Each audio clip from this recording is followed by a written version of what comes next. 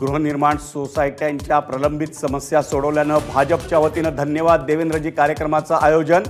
नव्या 35 मागण्यांमधील 8 मागण्या आजच मंजूर करण्यासारख्या, फडणवीसांची घोषणा।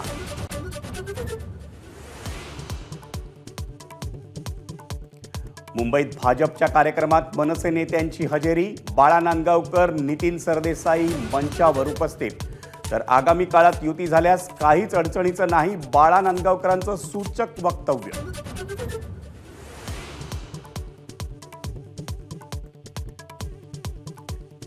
मराठा आरक्षण विधेयक दोन्ही सभागृहात एकमतानं मंजूर। इतर समाजाच्या आरक्षणाला धक्का न लावता शिक्षण आणि नोकरीत मराठा समाजाला 10% आरक्षण।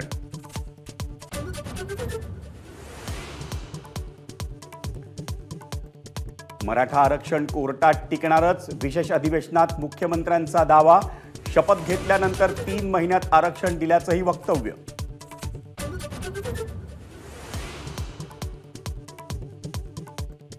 स्वतंत्र प्रवर्गातून आरक्षण नको, ओबीसीतूनच आरक्षण द्या, जरांगेंची कडाडून टीका।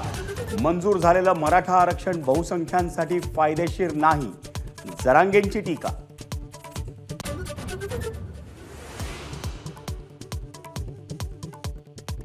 निवडणुकीच्या आधी मराठा बांधवांच्या तोंडाला पानं पुसण्याचा कार्यक्रम, राज ठाकरेंचा सरकारवर निशाणा। आरक्षण देण्याचा राज्य सरकारला अधिकार आहे का, राज ठाकरेंचा सवाल।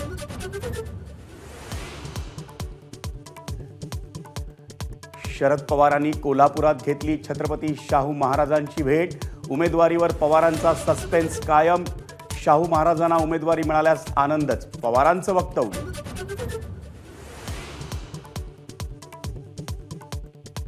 पुण्यात 1100 कोटींहून अधिक किमतींचे ड्रग्ज जप्त, विश्रांतवाडीत गुन्हे शाखेची कारवाई। तिघांना बेड्या, तर दिल्लीतही पुणे पोलिसांची कारवाई। 400 किलो एमडी ड्रग्ज जप्त।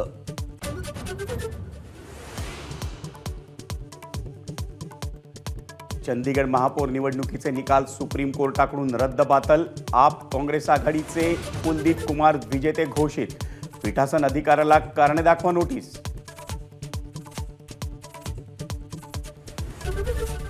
एबीपी माझा, उघडा डोळे बघा नीट।